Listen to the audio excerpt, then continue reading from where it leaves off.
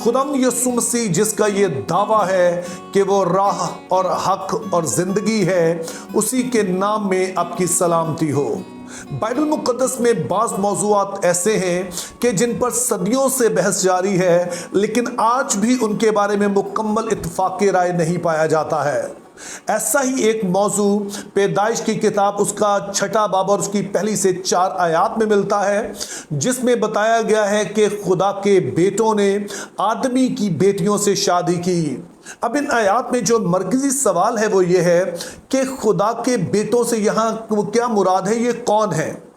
तो इस हवाले से उल्मा 2 ग्रुप्स में बटे हैं। एक उल्मा तो वो है जो समझते हैं कि खुदा के बेटों से यहाँ पर मुराद इंसान है, और जो इस नज़रिए के साथ मुत्फिक हैं, फिर वो आगे मजीद 2 नज़रियात और पेश करते हैं कि इनकी पहचान हम किस तरह से कर सकते हैं। दूसरी तरफ वो उल्मा हैं जो कि समझते हैं कि ये इंसान नहीं है, बल्कि ये गिरे हुए फरिश्ते हैं, या दूसरे लफ्ज़ों में हम कहेंगे कि ये रूहानी कोई मखलूक है। अब मेरे पास एक ऑप्शन तो ये था कि मैं सिर्फ उसी नज़रिए की बात करूं जिसको मैं ठीक समझता हूं, उसके हक में जो दलाइल हैं वो आपको दूं, और उस पर जो एतराज़ हैं उनका जवाब आपको दूं। लेकिन मेरा ख्याल है कि बाइबल मुक़द्दस में बाज़ मौज़ूआत ऐसे हैं कि जिनको अगर तफसील से ना पढ़ा जाए तो फिर उसमें तशन्नगी जो है वो बाकी रहती है।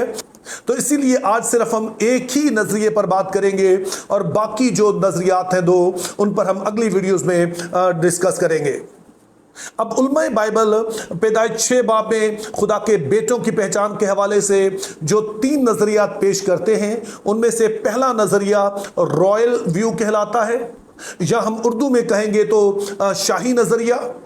दूसरा नजरिया सेथाइत व्यू कहलाता है, यानी कि नजरिया ए नस्ले सैथ। जबकि तीसरे नजरिए को एंजेलिक व्यू, या फिर उर्दू में कहें तो नजरिया फरिश्तगान कहा जाता है। तो आइए हम पहले नजरिए पर गौर करते हैं, यानी कि जो रॉयल व्यू है, या जिसको हम शाही नजरिया कहते हैं, इस पर गौर करते हैं। अब ये नजरिया नया नहीं है, चूंकि बाज़ यहूदी उलमा थे जो कि इस नजरिए के हामी थे, लेकिन असल में जिस शख्स ने इस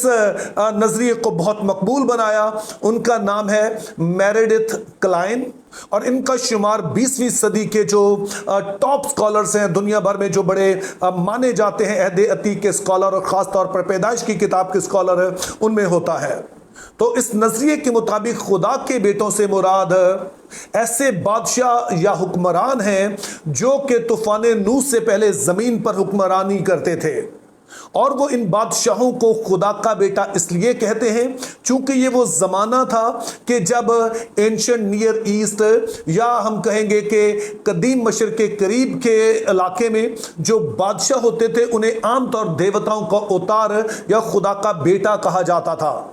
और ना सिर्फ यही, बल्कि जब हम पैदाइश की किताब में देखते हैं तो आदम के बारे में कहा गया कि खुदा ने उसे अपनी सूरत और शबीह पर बनाया, जिसका मतलब एक बनता है कि खुदा ने अपने बेटे के तौर पर बनाया। और फिर लूका की अंजील और उसका 3रा बाब, उसमें भी जो आदम है उसे खुदा का बेटा कहा गया। और जब खुदा ने आदम को अपनी सूरत और शबीह पर बनाया, यानी पैदाइश 1 बाब 26 आयत, तो उसमें कहा कि आओ हम इंसान को अपनी सूरत और शबीह पर बनाएं ताकि वो जमीन के तमाम जानवरों और हवा के परिंदों और समंदर की मछलियों पर इख्तियार रखे।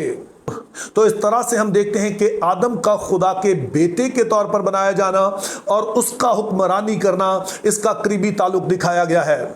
इसके अलावा एक और बड़ा अहम हवाला जो इस नजरिए के हामी पेश करते हैं वो 2 शमूएल उसका 7वां बाब है, और उसमें हमें पता चलता है कि खुदा ताला दाऊद के साथ अहद बांधते हैं और उससे कहते हैं कि तेरी नस्ल में से जो बादशाह आएगा वो मेरा बेटा होगा। और दरअसल उसके बाद हम देखते हैं कि जो भी दाऊद की नस्ल से बादशाह आते थे उनको खुदा के बेटे के तौर पर समझा जाता है, यानी कि वो खुदा की जगह पर इसराइल पर हुक्मरानी कर रहे हैं। तो अगेन हम देखते हैं कि हुक्मरानी और खुदा के बेटा होने का आपस में करीबी ताल्लुक जोड़ा गया है। इसके अलावा जो बादशाह उस जमाने में होते थे उनकी एक बुनियादी जिम्मेदारी ये होती थी कि वो लोगों का इंसाफ करे, लोगों के मुकदमात सुने और लोगों की अदालत करे। اور ज़बूर 82 में वो लोग जो कि लोगों का इंसाफ करते हैं उनके बारे में बड़े ख़ास अल्फाज लिखे गए हैं। तो आइए ज़बूर 82 उसकी 3री और फिर 5वीं आयत पढ़ेंगे, जिसमें लिखा है, गरीब और यतीम का इंसाफ करो, गमज़दा और मुफलिस के साथ इंसाफ से पेश आओ। और फिर 5वीं आयत, मैंने तुमसे कहा था कि तुम इलाह हो और तुम सब हक ताला के फर्जंद हो। तो इन आयात में हम देखते हैं कि उन लोगों से जो कि इंसाफ करते हैं, अदालत करते हैं, उनको खुदा के बेटे कहा गया। और चूंकि हमने देखा कि उस ज़माने में जो बादशाह होते थे वही दरअसल काजी भी उनके होते थे, वही उनका इंसाफ करने वाले भी होते थे, जैसा कि हम सुलेमान बादशाह को देखते हैं। तो यूं ये तीसरा सबूत पेश किया जाता है कि इससे मुराद उस ज़माने के हुक्मरान हैं। और फिर अगर इस नजरिए के हामियों से ये पूछा जाए कि ठीक है, अगर मान लिया जाए कि ये उस जमाने के जो बादशाह हैं, हुक्मरान हैं, तो फिर कौन सा ऐसा गुनाह इन्होंने किया जिसकी सजा ना सिर्फ इन्हें मिली बल्कि खुदा ने पूरी जमीन पर तूफान नूह भेजा और तमाम दुनिया को ही मिटा डाला। तो इसके जवाब में रॉयल व्यू कहता है कि ये सारे जो हुक्मरान थे या बादशाह थे, चूंकि ये ताकतवर लोग थे, इनके पास बड़ा बहुत इख्तियार मौजूद था और ये जो चाहे कर सकते थे, और अपने इस इख्तियार को इन्होंने गलत तरीके से इस्तेमाल किया, जिनमें एक मकरूह काम ये था कि जहां पर भी जो कोई ऐसी खूबसूरत खातून देखते, ऐसी खूबसूरत लड़की देखते, तो फिर उसको ले लेते और चूंकि इनका कोई मुकाबला तो कर नहीं सकता था, उसको अपनी बीवी बना लेते और अपनी हरम में शामिल कर लेते। तो यूं इनके इख्तियार का गलत इस्तेमाल और उसके बदले में बहुत सारी खवातीन से शादी, या हम कहेंगे कि पॉलीगैमी कहा जाता है, उसके सबब से खुदा ने यह सारा कुछ कर डाला। अब इस नजरिए पर जाहिर है चंद बड़े संजीदा किस्म के सवाल उठते हैं। तो पहला एतराज तो ये उठता है कि अगर इस नजरिए को मान लिया जाए तो जुल्म जो है वो तो इन बादशाहों ने किया, इन हुक्मरानों ने किया, तो उसके बदले में खुदा ने पूरी जमीन को ही क्यों मिटा डाला। और फिर दूसरा एतराज ये उठता है कि अगरचे कि ये खुदा की मर्जी नहीं है कि बहुत सारी शादियां की जाएं, तो अगर मसला बहुत सारी शादियां ही करना था तो वो तो हमें बाद में भी नजर आता है कि उसी तरह से बहुत सारी शादियां करते रहे। और दरअसल हम देखते हैं कि सल्तनत उस्मानिया के आखिर तक बादशाह जो होते थे उनकी बड़ी बड़ी हरमें होती थी, उसमें बहुत सारे हमने देखा कि खवातीन होती थी जो उनकी बीवियां या उनकी हरमें बनकर रहती थी। और इस नजरिए पर जो तीसरा बड़ा सवाल है वो ये है कि जो पैदाइश के पहले 11 अबवाब हैं, ये दरअसल एक यूनिट हैं। और अगर आप चाहें तो इसे पूरी बाइबल मुकद्दस का एक इंट्रोडक्शन भी कह सकते हैं, जिसमें मेन जो थीम है बाइबल मुकद्दस के वो मुतारिफ करवाए गए, लेकिन जो जवाब बताए जाते हैं इनकी तरफ हमें कोई वाज़ेह इशारा इस वाले हवाले में, यानी कि पहले जो पैदाइश के 11 अबवाब हैं उनमें नहीं मिलता है। अब जाहिर है कि इस नजरिए के जो हामी हैं वो इनके कुछ जवाब देते हैं, लेकिन वो इतने तसल्ली बख्श नहीं हैं। यही सबब है कि आजकल के जो स्कॉलर्स हैं उनमें बहुत ही कम लोग हैं जो कि इस वाले व्यू, यानी कि जो रॉयल व्यू है, शाही नजरिया है, इसके साथ मुत्तफिक हों।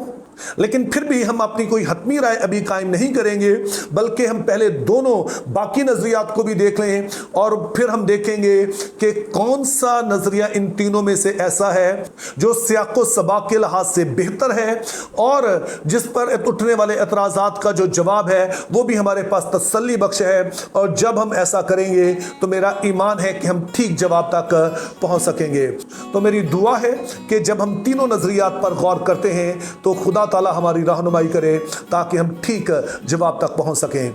Think biblically, live purposefully, have a very good day.